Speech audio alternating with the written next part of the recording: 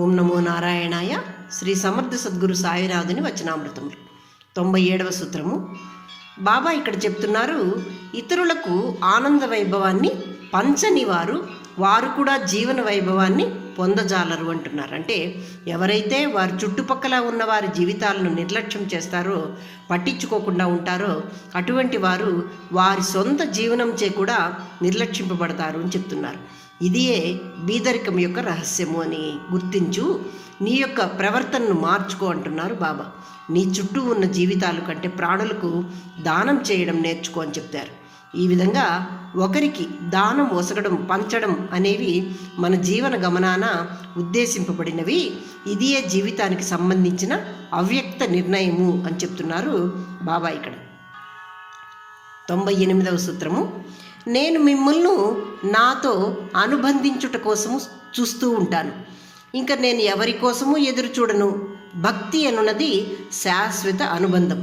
మీరు నాతో స్థిరంగా మరియు సంపూర్ణంగా అనుబంధించబడుటచే మీరు స్వీయ పరిపూర్ణతను పొంది మీ చుట్టూ ఉన్న వారి జీవితాల యందు కూడా పరిపూర్ణత తేగలుగుతారు అంటున్నారు బాబా ఇక్కడ. అంటే బాబాచే అనుసంధానించబడమంటున్నారు బాబా ఇక్కడ. 99వ సూత్రము. తనకు ఉన్నదాంతో తృప్తి చెందనివాడు పిచ్చివాడు అంటున్నారు బాబా. తనకు ఉన్నదాంతో తృప్తి చెందువాడు రాజు కన్నా ధనవంతుడు. మనలో ఉన్న శక్తి మరియు సంతృప్తి శుభములను మరియు శుభ సంకటాలను ఆకర్షిస్తుంది. సంతృప్తి లేకపోవడము అన్నది వారిని చిక్కుల్లోకి పడవేస్తుంది. సంతృప్తి లేకపోవడం ఎప్పుడూ వెలితిగా ఉన్నట్లే తోస్తూ ఉంటుంది. అటువంటి వెలితిని అనగా తృప్తిని లేనితనాన్ని నా భక్తులు చెందకుండా నేను సిద్ధాంత తృప్తిని కలిగిస్తూ ఉంటాను. సిద్ధాంతాలు అనేటివి పెట్టి వారు ఈ సిద్ధాంతాలను ఆచరించడం ద్వారా తృప్తి పొందుతారు అని నేను చెప్తున్నాను అంటున్నారు బాబా ఇక్కడ. 100వ సూత్రము. మరణము అన్నది లేదు అని చెప్తున్నారు.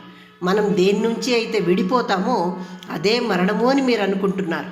ఇక్కడ బాబా ఏమని చెప్తున్నారంటే, ఈ శరీరము నుండి వేరుపడటము మరొక పుట్టుక అంతే.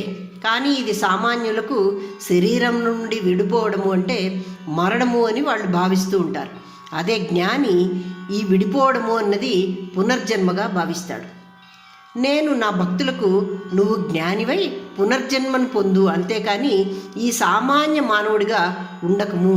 ఈ శరీరం విడిపోయినంత మాత్రాన అది నీవు మరణము అని భావించిన అవసరం లేదు. ఆత్మసాక్షాత్కారాన్ని పొందు, జ్ఞానివై ఉత్తమ శ్రేష్ఠ జీవన పునర్జన్మను పొందు అంటున్నారు బాబా ఇక్కడ. ఓం నమో నారాయణాయ.